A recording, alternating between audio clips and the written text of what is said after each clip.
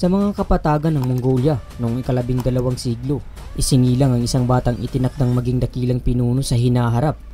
Isang pangalang magiging kilala sa buong mundo. Sino ba ang tao na ito at ano ang kanyang kwento? Alright, welcome sa Karunungan PH. Halika at ating alamin ang buhay ni Genghis Khan at ang kanyang imperyo. At kung handa ka na, ay simulan na natin.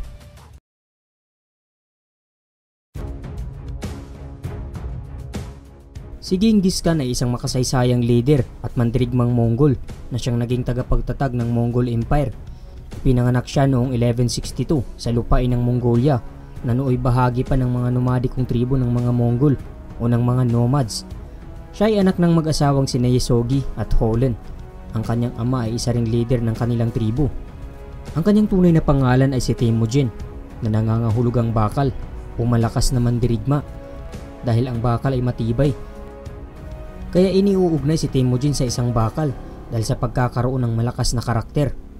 Sa murang edad, maagang namulat si Temujin sa realidad ng buhay. Namatay ang kanyang ama nang siya ay 7 taong gulang pa lamang nang nagresulta sa pagbagsak ng kanilang pamilya at nag-iwan sa kanila ng matinding kahirapan. At naging isang ordinaryong mamamayan na lamang sila sa lipunan. Sa pagkawala ng kanilang yaman, napilitang magtanim ng mga kamuti ang pamilya ni Temujin para sa kanilang ikabubuhay. Sa kabila ng mga kahirapan, natuto siyang maging mahusay na mga ngaso at mandirigma. Sa tulong ng kanyang ina at mga kapatid, ipinakita niya ang kanyang kakayahan sa pamumuno at pakikipaglaban sa murang edad pa lamang. Sa kanyang paglaki, nagsimula siyang maghanap ng mga kasamahan para sa mga laban at mga alyansa. Isa sa mga unang nakasama niyang kaalyado ay si Zamoka. Si Zamoka ay isa ring kilalang leader sa kasaysayan ng Mongol Empire. Siya ay naging malapit na kaibigan at kasamahan ni Temujin. Bago pa man sila nagkaroon ng hidwaan, binuo niya ang sarili niyang grupo ng mga mandirigma at naging matagumpay na leader. Bawat labanan ay kayang-kaya nilang ipanalo. Ngunit sa paglipas ng panahon, nagkaroon ng hidwaan ng dalawang magkaibigan na ito dahil sa mga hindi pagkakaunawaan sa liderato at iba pang mga issue.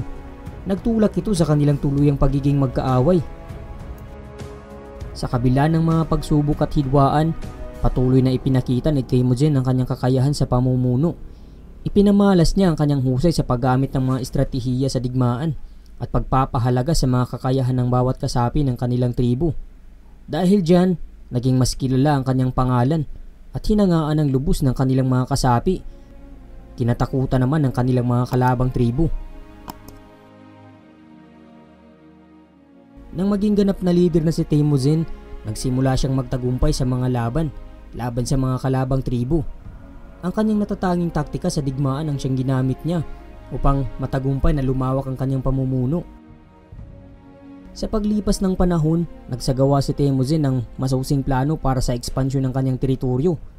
Gumamit siya ng mga taktika tulad ng pagkakaroon ng malakas na kalvalya o mounted cavalry. Ang mounted cavalry ay isang uri ng military na puwersa kung saan ang mga sundalo ay sumasakay sa mga kabayo habang nasa laban na isang mabisang estilo para sa mabilis na pag-atake o pag-ambush sa mga kalaban.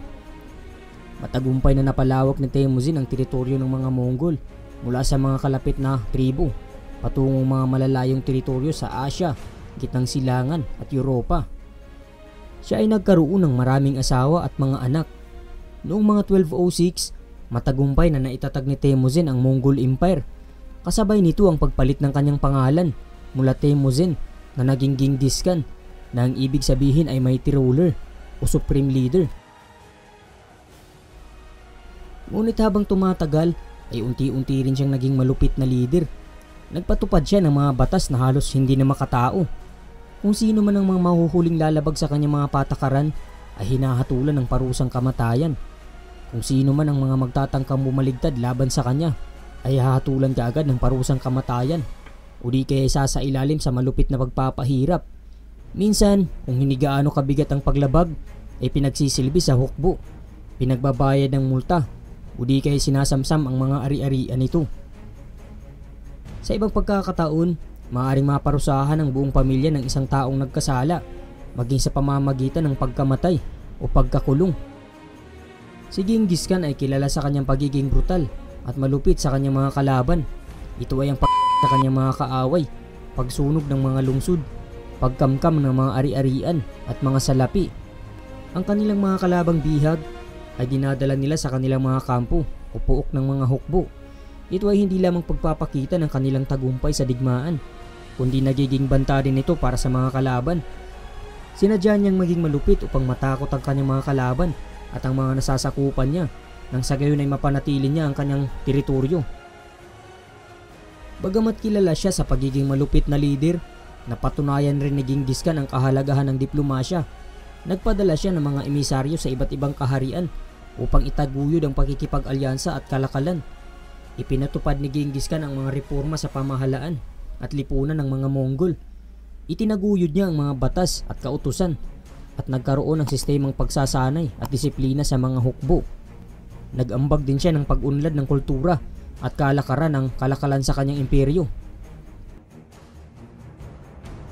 Sa kasamaang palad, pagsapit ng taong 1227, si Genghis Khan ay namatay sa edad na 65. Walang malinaw na basihan kung ano ang kanyang tunay na ikinamatay. Ngunit ang kanyang pangalan, tagumpay at legacy ay nananatili sa kasaysayan bilang isang mahalagang tao na naging pangunahing leader ng Mongol Empire at nagbukas ng mga landas sa pag-usbong ng kultura at kalakalan sa kanyang panahon. Upang mapanatili ang kanyang kapangyarihan at magpapatuloy ang Mongol Empire, hinimok niya ang kanyang mga anak na gawing tagapagmana ng kanyang imperyo. Sa pamamagitan ng kanyang mga anak ay nagpatuloy ang ekspansyon ng Mongol Empire. Subalit sa paglipas ng marami pang mga taon, ang Mongol Empire ay unti-unti nang bumabagsak pagkatapos ng kamatayan ni Genghis Khan. Nang ang kanyang mga anak na ang tagapangasiwa sa Mongol Empire, nag-umpisa nang lumitaw ang hindi pagkakaunawaan sa iba't ibang grupo ng Mongol. Nagsimula nang mag-away-away ang mga ito, na kalaon ay nagresulta sa pagkahati-hati ng Mongol Empire. Ang dahilan ng pagbagsak ng Mongol Empire ay ang mga ito, pag-aalsa ng mga leader, ang pagkawala ng malupit na disiplina at kontrol ng mga tagapagmana ay nagdulot ng pag-aalsa ng mga lokal na leader sa iba't ibang bahagi ng imperyo. Ito ay nagresulta sa pag-aagawan ng kapangyarihan at pagkasira ng pagkakaisa sa imperyo. Isa pa sa mga dahilan ng pagbagsak ng Mongol Empire ay ang pagkawasak ng Yuan Dynasty na sakop rin ng Mongol Empire noon na itinatag ni Kublai Khan na apo ni Genghis Khan. Bumagsak ito dahil sa mga internal na problema. Maraming mga lalawigan at teritoryo sa loob ng Mongol Empire ang nag-aalsa laban sa mga tagapagmana ng imperyo. Ang kanilang pag-aalsa ay nagdulot ng pagkahiwa-hiwalay at pagkawala ng kontrol ng sentral na pamahalaan. Isa pa sa mga dahilan ng pagbagsak ng imperyo ay ang pagsalakay ng iba't ibang puwersa. Noong ika-14 taon, ang mga puwersang ibang bansa tulad ng mga Turkic at Ming Dynasty ng China ay nagtagumpay sa labanan laban sa puwersang Mongol na nagresulta sa pagbagsak ng iba't ibang bahagi ng imperyo.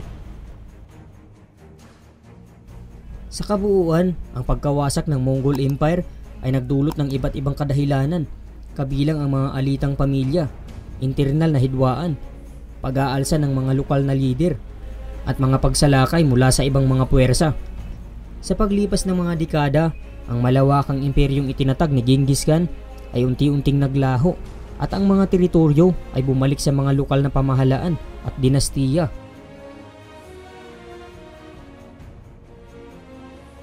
Kung nagustuhan mo ang kwento na ito, ay huwag mo namang kalimutang mag-iwan ng like at subscribe at i-share mo na rin upang mas marami pa ang makakapanood. Tandaan, laging lamang ang taong puno ng karunungan. Hanggang sa muli at maraming salamat sa pagsubaybay.